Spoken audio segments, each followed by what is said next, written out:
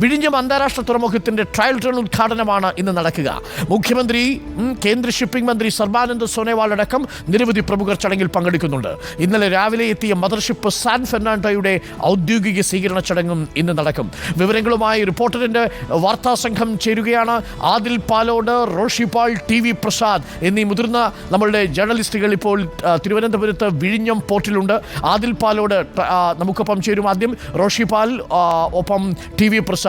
എന്തൊക്കെയാണ് ഇന്നിപ്പോൾ വിഴിഞ്ഞത്ത് സംഭവിക്കുക? വിഴിഞ്ഞത്തെ ഈ ട്രയൽ റണ്ണിനോടൊപ്പം ചില വിവാദങ്ങൾ കൂടി ഇന്നലെ തലമുക്കിയിട്ടുണ്ട്. ആ കാര്യങ്ങളെക്കുറിച്ചൊക്കെ നമ്മുടെ റിപ്പോർട്ടർമാർ നമ്മളോട് പറയും. അപ്പോൾ Adil, Roshi, T V Prasad, very good morning all. എല്ലാവർക്കും സന്തോഷം നിറഞ്ഞൊരു സുപ്രഭാതം ആശംസിക്കുന്നു. ഒപ്പം നമ്മൾ ആദിൽ പാലോഡിൽ നിന്ന് തുടങ്ങിയാൽ, ആദിൽ പാലോഡ്, എങ്ങനെയാണ് ക്രമീകരണം ഇന്നത്തെ ട്രയൽ റൺ? ഇന്നലെ ആദിൽ പാലോഡിൻ്റെ റിപ്പോർട്ടിംഗ് ഒക്കെ ഒരുപാട് പ്രേക്ഷകർക്ക് ഇഷ്ടപ്പെട്ടു. നമ്മളൊക്കെ ഇന്നലെ ഈ മദർഷിപ്പ് വരുന്നത് ദൂരെ നിന്നൊക്കെ പ്രേക്ഷകരിലേക്ക് എത്തിച്ചു കൊടുത്തപ്പോൾ ആ ആവേശം പ്രേക്ഷകർക്കുണ്ടായിരുന്നു. പക്ഷേ ചില ആളുകൾ ഇന്നലെ എനിക്കൊരു കമൻറ്റ് ഇട്ടു ആദിൽ പാലോഡ്. നമുക്ക് അതിൽ തുടങ്ങാം. നിങ്ങളൊന്നും ഇതുവരെ മദർഷിപ്പ് കണ്ടിട്ടില്ലേ? കൺട്രി ഫെലോസ് എന്ന രീതിയിലാണ്. ദുബായിലൊക്കെ പണിയെടുക്കുന്ന ആൾക്കാരാണ്. നിങ്ങളിങ്ങനെ കണ്ടെയ്നർ വരുന്നു, മദർഷിപ്പ് വരുന്നു എന്നൊക്കെ. ഞങ്ങളുടെ നാട്ടിലൊക്കെ ഈ സീന് അരനൂറ്റാണ്ട് മുമ്പേ വിട്ടതാണ് ചങ്ങാതി എന്നാണ് പറഞ്ഞത്. പക്ഷേ എങ്കിലും നമുക്കൊരു എക്സൈറ്റ്മെൻ്റ് ആയിരുന്നു. അതിൽ പോലും ഇന്ന് അതേ എക്സൈറ്റ്മെൻറ്റ് വിഴിഞ്ഞത്ത് ഈ ട്രയൽ റണ്ണിന് ഉദ്ഘാടന ചടങ്ങിലും ഉണ്ടാകുമോ? എന്തൊക്കെയാണ് വിശേഷങ്ങൾ? അതിൽ പോലോൺ. നമ്മൾ ഇന്നലെ ഉണ്ടായിരുന്ന അതേ ആശ്ചര്യത്തിൽ തന്നെ നിൽക്കുന്നു. കാരണം നമ്മൾ ഇന്നലെ പറഞ്ഞുകൊണ്ടിരുന്ന നമ്മുടെ സ്വപ്നം അത് തെന്നി തുറമുഖത്തടുത്ത സാൻ ഫെർണാണ്ടോ അതാ നമ്മുടെ കൺമുന്നിൽ അങ്ങനെ കിടക്കുന്നുണ്ട്. ഇവിടെ നിന്നൊരു 100-200 മീറ്റർ അകലത്തിലാണ് ഞാനുള്ളത്.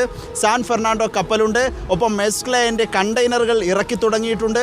ഇന്നലെ തന്നെ ഇന്നലെ ആ കപ്പലിനെ കൊണ്ടുവന്ന് ഇവിടെ ഇറക്കിയിട്ടുണ്ട് അരുൺ. അതോടൊപ്പം സാങ്കേതിക വിദഗ്ധർ ചേർന്ന് അതിൻ്റെ മൂറിംഗ് നടപടികൾ രാവിലെ തന്നെ പൂർത്തിയാക്കി കണ്ടെയ്നറുകൾ ഇറക്കി തുടങ്ങി എന്നുള്ളതാണ് ഏറ്റവും പ്രധാനപ്പെട്ട കാര്യം. ഇന്നലെ ഉച്ചയോടെ തന്നെ ഇറക്കി തുടങ്ങിയിരുന്നു. 500ഓളം കണ്ടെയ്നറുകൾ ഇതിനോടകം തന്നെ ഇറക്കിയിട്ടുണ്ട്. ഇന്നും അതിൻ്റെ തുടർച്ച എന്നോണം കണ്ടെയ്നറുകൾ ഇറക്കിക്കൊണ്ടിരിക്കും. മറ്റൊരു ഭാഗത്ത് ഇവിടുത്തെ ഔദ്യോഗിക പരിപാടികളാണ്. ഔദ്യോഗിക പരിപാടികൾ വിശാലമായ സ്റ്റേജാണ് ഒരുക്കിയിരിക്കുന്നത്.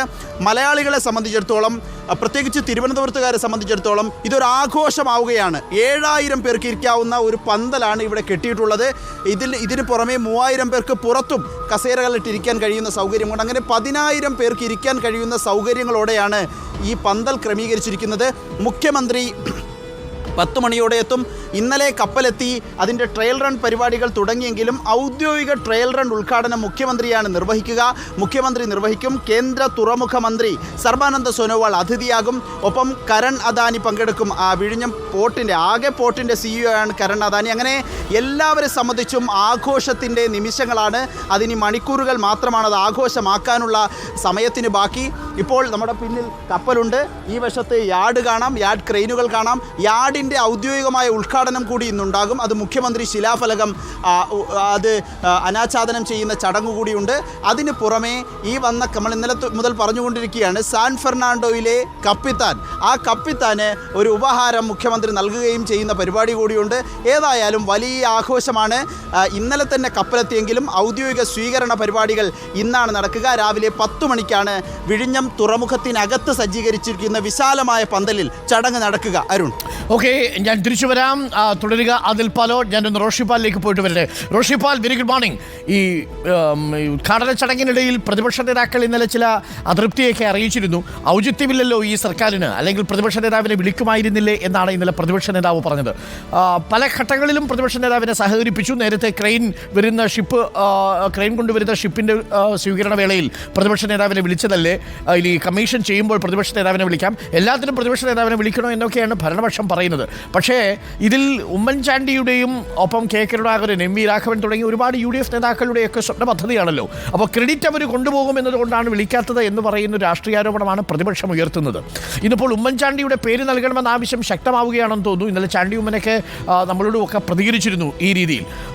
2015 ഉമ്മൻചാണ്ടി KV തോമസിൻ്റെ വീട്ടിൽ പോയി ഈ നമ്മളുടെ അദാനിയെ കൊണ്ട് ഈ കരാറിന് ജീവൻ വെപ്പിക്കുന്നത് അങ്ങനെ തള്ളിക്കളയാൻ പറ്റുമോ? അത് നിങ്ങളുടെ ഓർമ്മയിലൊക്കെ ഉണ്ടാവേണ്ടേ എന്നതാണ് ചോദ്യം.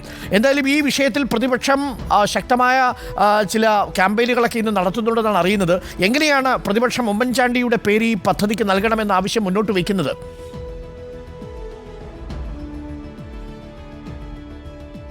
അരുൺകുമാർ, 91-ൽ കെ കരുണാകരൻ മന്ത്രിസഭയിൽ എം വി രാഘവൻ തുറമുഖ മന്ത്രിയായിരിക്കുമ്പോഴാണ് ഈ വിഴിഞ്ഞത്ത് ഇങ്ങനെ ഒരു സ്വപ്ന പദ്ധതിയെക്കുറിച്ചുള്ള ആലോചനയ്ക്ക് തുടക്കമിടുന്നത്.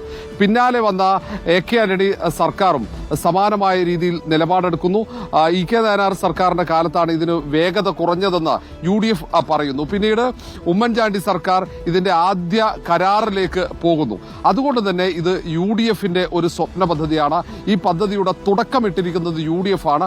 ഉമ്മൻചാണ്ടിയുടെ ഇച്ഛാശക്തിയാണ് വിഴിഞ്ഞം പദ്ധതി യാഥാർത്ഥ്യമാകാൻ കാരണമെന്ന് പ്രതിപക്ഷം പറയുന്നു. ആ ഒരു ഘട്ടത്തിൽ പ്രതിപക്ഷ നേതാവിന്റെ ഈ ട്രയൽ റൺ സമയത്ത് അതിന്റെ ഉദ്ഘാടന ചടങ്ങിൽ നിന്ന് മാറ്റി നിർത്തുന്നതിലെ അനൌചിത്യമാണ് UDF ചൂണ്ടിക്കാട്ടുന്നത്. ഏതായാലും ഈ പദ്ധതിയുമായി പൂർണ്ണമായും സഹകരിക്കുമെന്ന് UDF കൺവീനർ MM ഹസൻ പ്രഖ്യാപിച്ചു. പക്ഷേ ഈ പദ്ധതിയുമായി ബന്ധപ്പെട്ട് ഉമ്മൻചാണ്ടിയുടെ പേര് വിഴിഞ്ഞം തുറമുഖത്തിന് നൽകണം. അതുമായി ബന്ധപ്പെട്ട് തന്നെയാണ് ഇന്ന് സംസ്ഥാനത്തെ എല്ലാ ജില്ലാ കേന്ദ്രങ്ങളിലും ഉമ്മൻചാണ്ടിക്ക് അഭിവാദ്യം അർപ്പിച്ചുകൊണ്ട് UDF പ്രവർത്തകർ പ്രകടനം നടന്നു. തിരുവനന്തപുരത്ത് ഇന്ന് വൈകിട്ട് സെക്രട്ടേറിയറ്റിലേക്ക് ഒരു പ്രതിഷേധ പ്രകടനവും ഒപ്പം തന്നെ അഭിവാദ്യം അർപ്പിച്ചുള്ള ഒരു പ്രകടനവും UDF നേതൃത്വത്തിൽ നടക്കും. ഇതിൽ അവകാശവാദമാണ് ഏറ്റവും വലുത്. ഈ വിഴിഞ്ഞം സ്വപ്ന പദ്ധതി യാഥാർത്ഥ്യമാകുന്ന ഈ അവസാന ഘട്ടത്തിൽ ഈ രാഷ്ട്രീയ നേതൃത്വങ്ങൾ ഈ പദ്ധതിക്കുള്ള അവകാശവാദവുമായി രംഗത്തെത്തുന്നു എന്നതാണ് ഏറ്റവും പ്രധാനപ്പെട്ട കാര്യം. ഏതായാലും ശശി തരൂർ MP ഈ ചടങ്ങിലേക്ക് ക്ഷണമുണ്ടെങ്കിലും പങ്കെടുക്കുന്നില്ല. ശശി തരൂർ ഈ വിഴിഞ്ഞത്തെ ഈ മത്സ്യബന്ധന തൊഴിലാളികൾക്ക് നേരത്തെ നൽകിയ ഉറപ്പ് പാലിക്കപ്പെട്ടിട്ടില്ല. അതുകൊണ്ട് തന്നെ ഈ പരിപാടിയിൽ പങ്കെടുക്കില്ല എന്ന് പ്രഖ്യാപിച്ചു കഴിഞ്ഞു. MLA വിൻസെന്റ് മാത്രമായിരിക്കും. വിൻസെന്റും പങ്കെടുക്കാൻ സാധ്യതയില്ലേ? അങ്ങനെയാണെങ്കിൽ പ്രതിപക്ഷം ബഹിഷ്കരിച്ചു എന്ന് പറയേണ്ടി വരുമല്ലേ?